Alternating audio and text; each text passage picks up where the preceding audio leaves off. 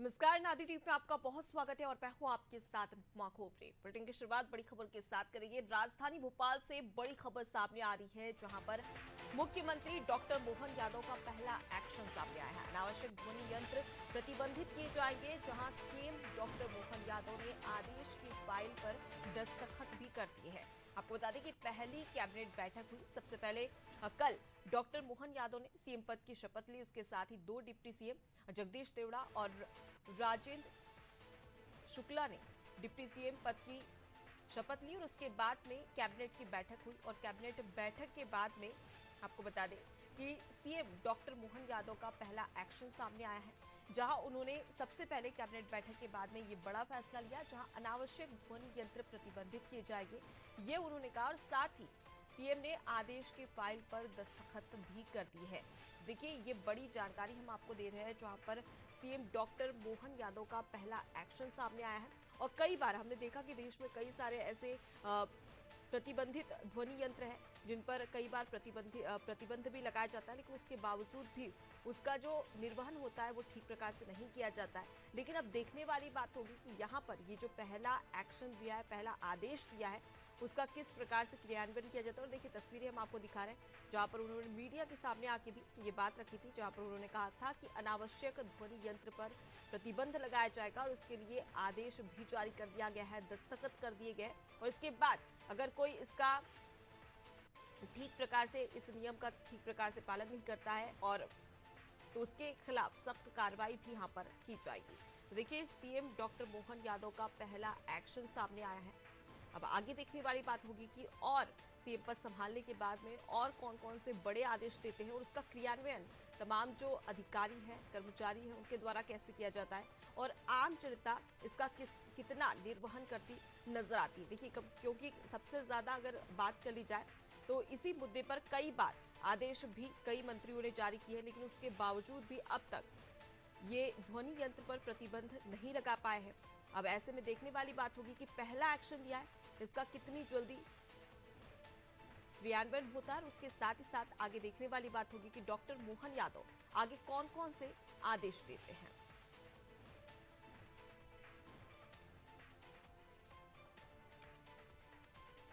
तो कल डॉक्टर मोहन यादव ने शपथ ग्रहण की मुख्यमंत्री पद की और उसके बाद ये पहला आदेश जो हम आपको बता रहे हैं, जहां पर उन्होंने सख्त एक्शन दिखाया है और ये कहा है कि अनावश्यक ध्वनि यंत्र जो है उन पर प्रतिबंध लगाया जाएगा।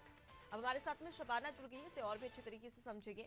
शबाना, अनावश्यक ध्वनि यंत्र पर प्रतिबंध, पहला एक्शन।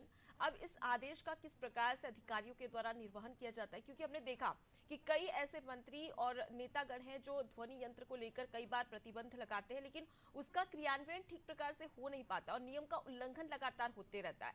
लेकिन यहाँ पर बड़ी चुनौती, क्योंकि पहला एक्शन है और इसे पूरा कैसे किया जाएगा मध्य प्रदेश में? जी देखिए, बिल्कुल मध्य प्रदेश के नवनिर्वाचित मुख्यमंत्री मोहन यादव ने जो है बुधवार को सीएम पद की शपथ ले ली। वो सीएम पद की शपथ लेने के बाद जो है उज्जैन गए, महाकाल के दर्शन किए उन्होंने, क्योंकि वो खुद महाकाल की नगरी से आते हैं और दक्षिण उज्जैन से विधायक हैं। तो उन्होंने शपथ लेने के बाद सबसे पहले महाकाल के दर्शन किए, जिसके बाद वो भोपाल वापस आए और मंत्रालय में बैठक की उन्होंने अधिकारियों के साथ। और जो सबसे बड़ी बात रही, उन्होंने जो है अपने पहले आदेश में जो धार्मिक स्थल है उसमें तेज आवाज में लाउड स्पीकर बजाने को लेकर आदेश जारी कर दिया है और साथ ही ये भी कहा है कि इसका पालन नहीं करने वालों पर कार्रवाई होगी।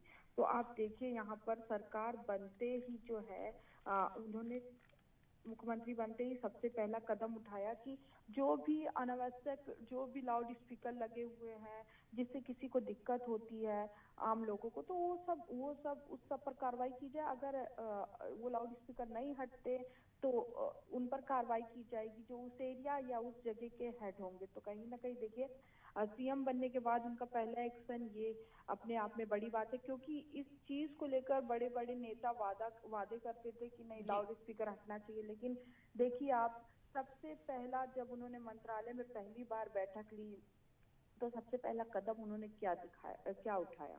जी, लेकिन शबाना, यहाँ पर सवाल ये भी खड़ा होता है कि इसका किस प्रकार से क्रियान्वयन किया जाएगा। आखिर इसके लिए क्या गाइडलाइन जारी की गई है, क्योंकि कई ऐसे धार्मिक स्थल है जहाँ पर लाउड स्पीकर लगाए जाते हैं, क्या वहां से भी हटाया जाएगा, और अगर वहां से हटाया भी गया तो किन नियमों के अनुसार वहां से हटाया जाएगा?